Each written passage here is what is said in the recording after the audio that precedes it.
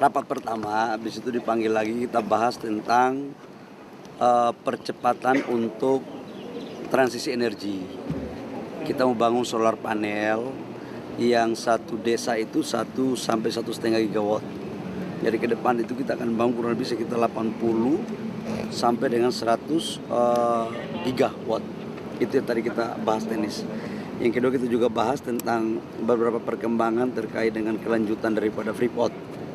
Saya dipanggil untuk ditanyakan tentang kesepakatan, dan tadinya awalnya kan kita sepakat untuk penambahan saham 10% Freeport. Tapi tadi berkembang negosiasi yang insya Allah katanya lebih dari itu. Nah, saya diminta untuk bisa melakukan komunikasi percepatan, dan kalau itu sudah fix, insya Allah Freeport akan kita mempertimbangkan untuk melakukan kelanjutan daripada kontrak. Dan sekarang kita tahu bahwa kondisi di Timika, di underground, itu ada terjadi longsor, dan saya sudah melaporkan kepada Bapak Presiden, dan tim kami sudah ada di Timika sejak beberapa hari yang lalu. Nanti kita menunggu laporan perkembangan terakhirnya, tapi orang di dalam masih dalam posisi terjebak dan belum ada informasi, dan proses pencarian masih tetap di dalam. Pak, soal operasionalnya akan tetap jalan apa gimana Pak? Karena Gimana? ini kan masih ada yang terjebak dan masih longsor, ini operasional penambangan tetap jalan atau berhenti sementara? Sekarang berhenti sementara. Semua fasilitas personil semua lagi fokus untuk bagaimana menangani bencana yang ada di sana. Ya. Pak, soal SPBU panel itu Pak akan melibatkan investor asing nggak? Pasti.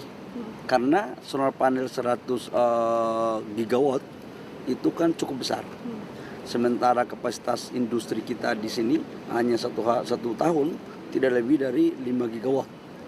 Nah, oleh karena itu pasti kita akan mencari investor asing dan bisa berkolaborasi dengan pengusaha-pengusaha nasional dan BUMN kita, termasuk dalamnya adalah PLN. Saham Freeport mau nambah berapa Pak? Pak, soal SPBU. Alhamdulillah tadi awalnya kan penambahan saham Freeport itu kan 10%. Perkembangan yang terjadi di atas 10%.